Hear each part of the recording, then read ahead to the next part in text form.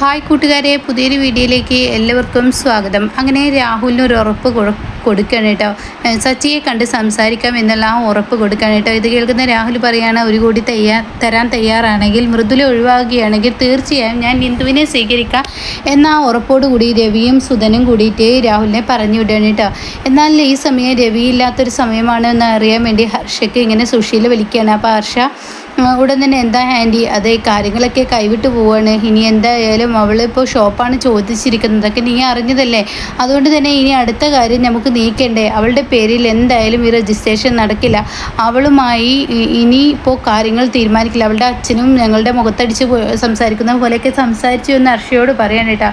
അത് കേട്ട ഹർഷ ഇത് പറഞ്ഞോട് തന്നെ ഹർഷ പറയണ, ആൻറ്റി അല്ലേ പറഞ്ഞത് ഒരു ഗുണ്ടയുണ്ടെന്ന്, അങ്ങനെ ഒരുത്തനുണ്ടെന്ന്, ആ ഉണ്ട്, അവനെയും കൊണ്ട് ആൻറ്റി എൻ്റെ അടുത്തോട്ട് വരാൻ നോക്കിയെന്ന് പറയണ്ട. അത് കേട്ടോട് തന്നെ സുശീല പറയണേ, എന്താ ഋഷി അടുത്ത നിൻ്റെ പരിപാടി അതൊക്കെയുണ്ട് ആൻറ്റി, വാ ഞാൻ പറയുന്നത് പോലെ ആൻറ്റി കാര്യങ്ങൾ ചെയ്യുന്ന തീരുമാനം പറഞ്ഞു കൊടുക്കുക കേട്ടോ. അങ്ങനെ സുശീല ഇങ്ങനെ മുരുകനെയും കൂട്ടിയിട്ട് ഹർഷയുടെ വീട്ടിലോട്ട് ചെല്ലാണ്. അപ്പോൾ സുശീല ഹർഷയോട് പറയുന്നുണ്ട്, ഹർഷ അവന് ആളൊരു പുലി തന്നെയാണ്, നിൻ്റെ പ്ലാൻ എന്താണെന്ന് ചോദിക്കുമ്പോൾ തീർച്ചയായും അവളുടെ രജിസ്ട്രേഷൻ എന്നാ നടക്കുന്നതെന്ന് അറിയാൻ കഴിഞ്ഞല്ലോ, അതുകൊണ്ട് തന്നെ 2 ദിവസത്തിനുള്ളിൽ ഉണ്ടാവും എന്ന് പറയുന്നു. അപ്പോൾ നമുക്ക് ആ പണം തട്ടിയെടുത്ത് കഴിഞ്ഞാൽ അനുപമയുടെ പേരിൽ ആ രജിസ്ട്രേഷൻ നടത്താൻ കഴിയില്ല, അത് തന്നെ വലിയ ഭാഗ്യമില്ല, അതല്ലേ ചെയ്യുന്നത് നല്ലത് എന്നൊക്കെ എന്നെ സുശീലയോട് ചോദിക്കുമ്പോൾ സുശീല പറയാം, ഹർഷ നിൻ്റെ അടുത്തോട്ട് ഞാൻ വരുന്നത് തന്നെ അതാണ്, എന്തായാലും അത് നന്നായി, എന്തായാലും നമുക്ക് ആ പ്ലാനിലൂടെ പോവാം, മുരുകൻ ഇപ്പോൾ എത്തുമെന്ന് പറയുമ്പോൾ മുരുകൻ വരുന്നു കേട്ടോ.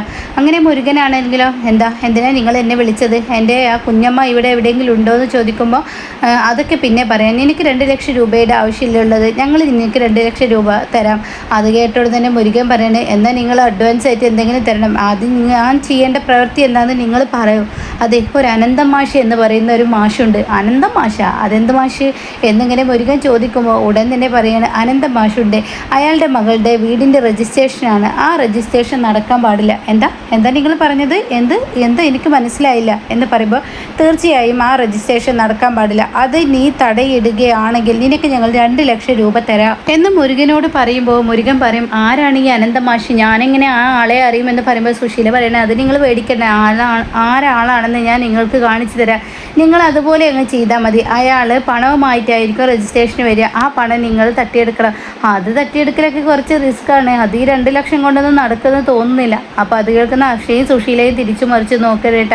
അപ്പോൾ ഉടൻ തന്നെ ഹർഷ പറയണം, ശരി, ആ പണം തട്ടിയെടുത്ത് കഴിഞ്ഞാൽ അതിൽ നിന്ന് കുറച്ച് പൈസ നിനക്ക് തരാം, അത് ചെയ്താൽ നീ സമ്മതമാണ്? ഓ, അതിനെന്താ കുഴപ്പം, നിങ്ങൾ അങ്ങനെ ചെയ്യുകയാണെങ്കിൽ തീർച്ചയായും അതിൽ സമ്മതമാണ് എന്ന് പറയാൻ കേട്ടോ.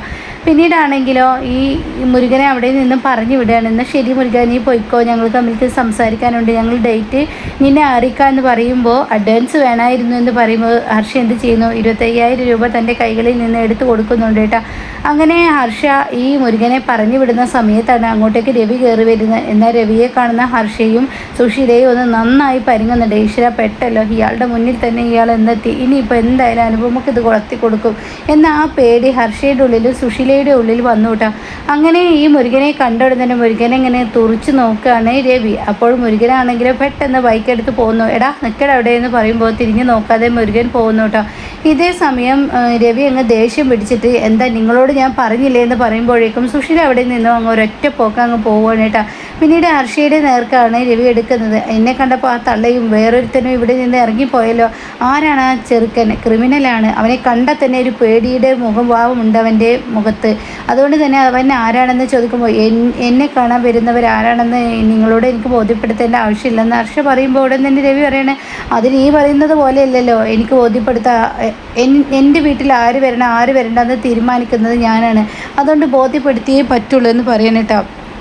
ഇതേ സമയം അതെ, ഈ സുശീല ആൻറ്റിയുടെ കുഞ്ഞമ്മയുടെ മകനാണ്, അവനെ കണ്ടാൽ തന്നെ ക്രിമിനൽ മുഖമാണ്, ഒന്നാമത് തള്ള ഇങ്ങോട്ടേക്ക് വരുന്നില്ല, ഇനി അടുത്ത ദുഷ്ടബുദ്ധി എന്താണെന്ന് ചോദിക്കും, അതിപ്പോൾ നിങ്ങൾ എന്തിനാ അറിയേണ്ട ആവശ്യം, ഞാനും അവർ തമ്മിലുള്ളതല്ലേ, എന്നാൽ എൻ്റെ കൂടെ നിൽക്കുമ്പോൾ ഇതൊക്കെ ഞാൻ അറിയുമെന്ന് പറയുമ്പോൾ, നിങ്ങൾ എനിക്ക് ഡിവേഴ്സ് ലെറ്റർ അയച്ച ആളാണ്, അതുകൊണ്ട് ഞാനും നിങ്ങളും ജീവിതം ഇനി മുന്നോട്ടില്ലെന്ന് നിങ്ങൾ തന്നെ തീരുമാനിച്ചു, ഭാര്യയല്ലാത്ത എൻ്റെ വിവരം നിങ്ങൾക്ക് അറിയേണ്ട ആവശ്യം എന്താണെന്നൊക്കെ പറയുമ്പോൾ രവിക്ക് ദേഷ്യം പിടിക്കാനായിട്ടാണ്. അങ്ങനെ ഹർഷ രവിയുമായി വഴക്കിടാൻ തന്നെ ഒരുങ്ങുകയാണ്. ഇതേ സമയം രവിയാണെങ്കിൽ ഗർഭിണി എന്ന് പരിഗണിച്ച് തന്നെ രവി അവിടെ നിന്നും പോകുമ്പോൾ ഹർഷ വീണ്ടും ഏറ്റുമുട്ടുമ്പോൾ രവി ഹർഷയെ പിടിച്ച് തള്ളുന്നൊക്കെ ഉണ്ട്. അങ്ങനെ ഹർഷ ഈ ഒരു തള്ളലിൽ തനിക്ക് നന്നായി വേദനിച്ചു, തന്നെ പീഡിപ്പിച്ചു എന്ന് പറഞ്ഞുണ്ടാക്കാൻ വേണ്ടി ഹർഷ അയ്യോ ആൾക്കാരെ ഓടി വരുന്നേ എന്നെ നന്നായി വേദനിപ്പിച്ചു. അപ്പോൾ രവിക്ക് ആകെ പെട്ടെന്നൊരു പേടി തോന്നാനിട്ടാ. അങ്ങനെ രവി പറയണ ഞാൻ നീ കയ്യാങ്കളിക്കൊക്കെ നിൽക്കണ്ട, അതിന് നല്ലത് നല്ലപോലെ നമുക്ക് പിരിയാതായിരിക്കും നല്ലത്, നീ എന്തിനാണ് എന്നേറ്റ് വഴക്കിടാൻ നിൽക്കുന്നതൊക്കെ പറഞ്ഞ് രവി ഹർഷയെ പിടിക്കാൻ നോക്കുമ്പോൾ ഹർഷ സമ്മതിക്കില്ല. നിങ്ങളെന്നെ തള്ളിയതും പോരാ എന്നൊക്കെ പറഞ്ഞിട്ട് അവിടെ നിന്നും പോകുന്നു കേട്ടോ. ഇതേ സമയം സുശീലക്കാണെങ്കിൽ ഒരുപാട് കണക്ക് കൂട്ടലുകളാണ്. തൻ്റെ പ്ലാനുകളെല്ലാം വർക്കാവും എന്ന പ്രതീക്ഷയാണ്. എന്തായാലും ആനന്ദമാഷു അവരുടെ മകൾ ഒരിക്കലും ആരുടെയും മുന്നിൽ നകളിച്ച് നിൽക്കാൻ പാടില്ല എന്ന തീരുമാനം സുശീലയും ഹർഷയും എടുക്കുന്നു കേട്ടോ. എന്നാൽ ഈ സമയം സച്ചിയുടെ വീട്ടിൽ മന്ദാകിനി വന്നിരിക്കുകയാണ്. മന്ദാകിനി വന്നതിനെ തുടർന്ന് ഇങ്ങനെ ഓരോ പറച്ചിലുകൾ മന്ദാകിനി ഇങ്ങനെ പറഞ്ഞു തുടങ്ങുകയാണ്. അപ്പോൾ ഇന്ദുവിൻ്റെ പെരുമാറ്റവും രീതിയൊക്കെ കാണുമ്പോൾ മന്ദാകിനിക്ക് കാര്യങ്ങളൊക്കെ പിടികിട്ടിട്ടോ. പിന്നീട് മന്ദാകിനി ആവശ്യപ്പെട്ടതും ദൈവമായിട്ടാണ് ഞങ്ങളുടെ ജോത്സന് ഇവിടെ ഇങ്ങനെ ഒരു അമ്പലം ഉണ്ടെന്നും എനിക്ക് ഈ സമയത്ത് വരാൻ തോന്നിയതും. എടാ സച്ചി, എല്ലാം കൊണ്ട് യോഗ്യനായവൻ എൻ്റെ മകനാണ് നിൻ്റെ മകൾക്ക് ചേർന്നത്. അതുകൊണ്ട് സച്ചി എൻ്റെ മകന് കല്യാണം കഴിച്ച് കൊടുക്കുകയാണെങ്കിൽ തീർച്ചയായും അവളെ പൊന്നുപോലെ നോക്കും, അത് ഉറപ്പുള്ള കാര്യമാണ് എന്നൊക്കെ ഇങ്ങനെ പറഞ്ഞ് അങ്ങ് തുടങ്ങുകയാണ് കേട്ടോ. അപ്പോൾ ഇത് കേട്ട ഉടൻ തന്നെ സാവിത്രിക്ക് നല്ല ദേഷ്യം പിടിക്കുന്നുണ്ട്. ഉടൻ തന്നെ സച്ചി പറയണേ എൻ്റെ മന്ദാകിനി ചേച്ചി രാഹുലുമായി ബന്ധം വേണ്ടെന്നൊന്നും ഞങ്ങൾ വെച്ചിട്ടില്ല. എന്തായാലും ആർക്കും ഒരു തെറ്റ് പറ്റാലോ. ഇപ്പോഴത്തെ കാലത്തൊക്കെ കല്യാണത്തിന് മുന്നേ ലിവിങ് ടുഗദർ എന്നൊക്കെ പറഞ്ഞ ആളുകൾ നടക്കുന്നതാണ്. അപ്പോൾ മന്ദാകിനി പറയണേ അത് കല്യാണത്തിന് മുന്നേ അല്ലേ, കല്യാണ ശേഷം ആരൊന്നും നടക്കില്ലല്ലോ.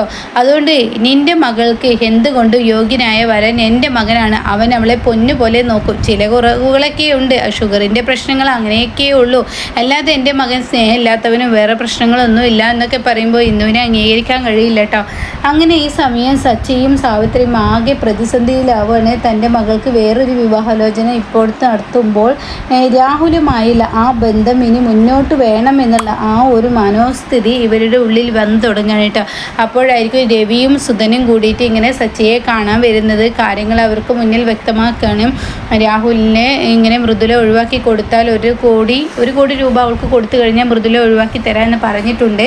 നമുക്ക് രാഹുലുമായിട്ടുള്ള ബന്ധം മുന്നോട്ട് വെച്ചാലോ എന്ന് പറയുമ്പോൾ സച്ചിക്ക് അത് കുഴപ്പമില്ലെന്ന് തോന്നും. പക്ഷേ അവിടെയാണ് ഇനി കാര്യങ്ങൾ കൈവിട്ടു പോകുന്നത്. ഇന്ദു ഒരിക്കലും സമ്മതിക്കില്ല. ഇന്ദുവിനൊരു ജീവിതം വേണ്ടെന്നും ഇയാളെപ്പോലെ ഒരു വൃത്തികെട്ടവനെ എനിക്കിനി വരനായി വേണ്ട എന്ന തീരുമാനം ഇന്ദു പറയൂ കേട്ടോ. എന്നാൽ ഈ സമയം സുശീലയുടെ കണക്ക് കൂട്ടലുകൾ തെറ്റാൻ പോകുന്ന ആ ഒരു കാര്യങ്ങളിലോട്ടാണ് ഇനി കഥ പോകുന്നത്. അങ്ങനെ സുശീല പേടിച്ചതുപോലെ തന്നെ ഇനി ഇന്ദ്രൻ്റെ കൈകളിൽ നിന്നും ആ കട മേടിക്കുകയും ആ വീട് അനുപമയുടെ പേര് രജിസ്ട്രേഷൻ ചെയ്യുകയും പിന്നീട് കാവലായി ഒരുപാട് ആളുകൾ അനുപമക്കുണ്ടാകുമ്പോൾ ഒന്നും തന്നെ ചെയ്യാൻ കഴിയാതെ ഇന്ദ്രൻ പിന്നീട് പിച്ചച്ചട്ടി എടുക്കേണ്ട ആ അവസ്ഥയിലോട്ടാണ് കാര്യങ്ങൾ പോകുന്നത്. അപ്പോൾ ഇനി എന്തായാലും നല്ല കിടുക്കൻ സീനാണ്. ഇനി സച്ചിയുടെയും ഈ പറയുന്ന പ്രതിഭയുടെയും ഇന്ദുവിൻ്റെയും പ്രതിഭയുടെയും ജീവിതത്തിൽ ചെറിയൊരു വിള്ളൽ വീഴുന്നതിന് ഒരു കാരണമുണ്ട് കേട്ടോ. അപ്പോൾ ആ എപ്പിസോഡിനായിട്ട് നമുക്ക് എല്ലാവർക്കും കാത്തിരിക്കാം. എന്തായാലും ഹർഷ ഇനി കണ്ണീര് കുടിക്കുന്ന നാളുകളാണ്. ഹർഷ ഇനി കണ്ണീര് കുടിക്കുന്ന നാളുകളല്ല, ഹർഷയെ ഇനി ഇന്ദ്രൻ കല്യാണം കഴിക്കുന്ന ആ നാളുകളാണ് കേട്ടോ. അത് കഴിഞ്ഞാലാണ് ഇനി സുശീലക്ക് എന്താണ് മരുമകളുടെ പോരി എന്നറിയാനിരിക്കുന്നത്.